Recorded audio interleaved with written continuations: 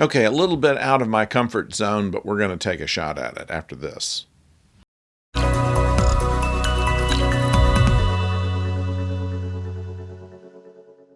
Hello out there, I'm the oldest nerd, and today we're talking about The Last of Us. Now, this is not usually what this channel does. Most of the time, we are concerned with Star Trek, Star Wars, Doctor Who, and other kind of outer space science fiction stuff.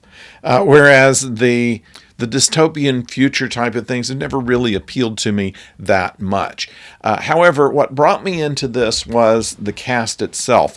Of course, Pedro Pascal, who played such a masterful role in The Mandalorian, also was very memorable in Game of Thrones, is the main character by the name of Joel.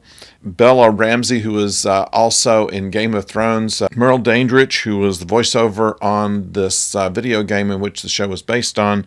And Gabriel Luna, who was in Agents of S.H.I.E.L.D., plays Joel's brother, Tommy. And Anna Korv, she was the detective, the FBI agent in Fringe. So with this cast put together, it intrigued us, and we wanted to see just what this is like. Is this the usual zombie movie?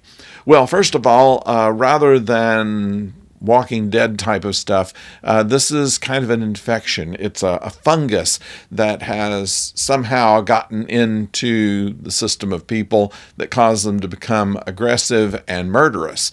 And those that are able to get away with just a scratch are usually infected with it and become one of them as well. This has caused the government to go into kind of a police state in which everybody is tested, and those that aren't tested are those that are tested negatively tend to be given promises that they're going to be treated very nicely, but are actually just put to death. So this is the background of this. It's all based on a game from about 10 years ago in which it became probably the most popular video game out there as of the time of this recording.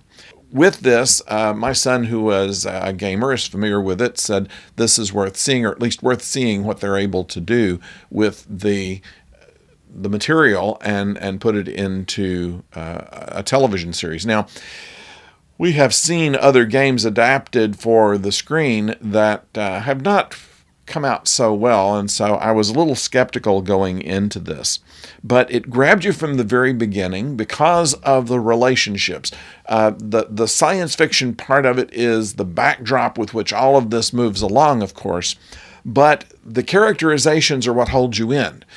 Pedro Pascal plays a single father, has a 14-year-old daughter, and they are making do with odd jobs and things like this. He works with his brother, and they're able to kind of keep their head above water.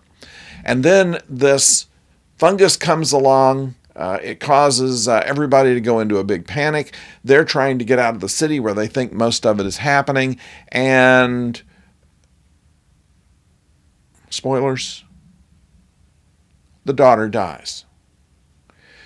Fast forward 20 years, Joel is paired with a partner, Tess, once again, as we said, played by Anna Korv, who are trying to find his brother, Tommy. Tommy was his co-worker in his previous life, and they got separated on the first night of this infection, and he's located him but needs to be able to get to him.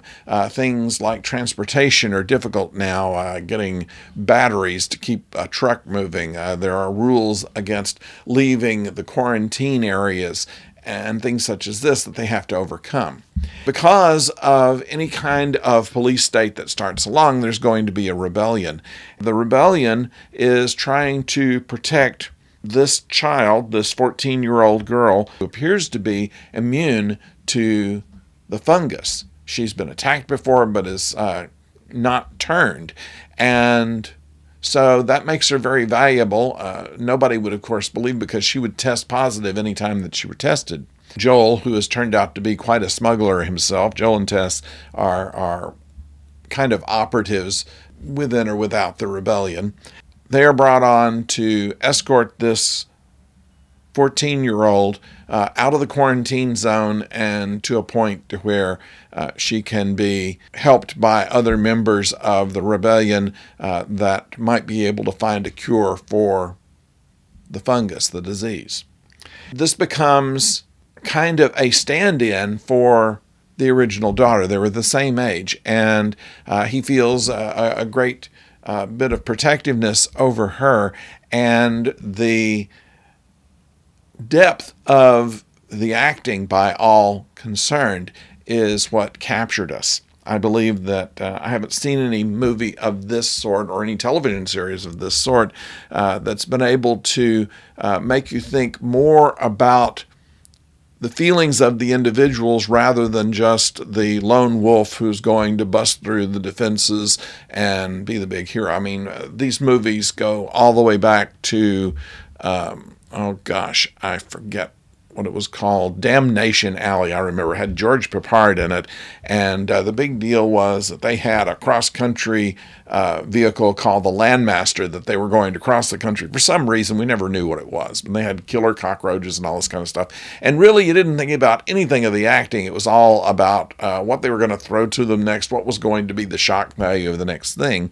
And it kind of put me off on these dystopian films for just about all the time, but this is different, and I think that it is worth watching. It's on HBO Max, and it's The Last of Us. First episode has been out. They have more coming up. I think that since we don't have any new content to watch out there right now, that this might be a good holdover. It'll go until about March.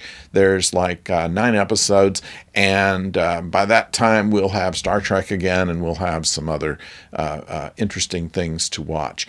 But I think that this is a good use of your time. It comes on Sunday nights, and of course is on HBO Max if you missed it on Sunday night. So I recommend it to you, and recommend it to you enough that I would break my own format to tell you about it. So that's what we think about it, and hope that you'll like it as well. Meantime, please subscribe to the channel. We do find some things from time to time and throw it your way. We'll call it What to Watch, and then also Star Trek, Star Wars, Doctor Who, and other science fiction TV. If you like what you see, please subscribe and ring the bell so you know when the next video is coming your way. And until next time, don't go far.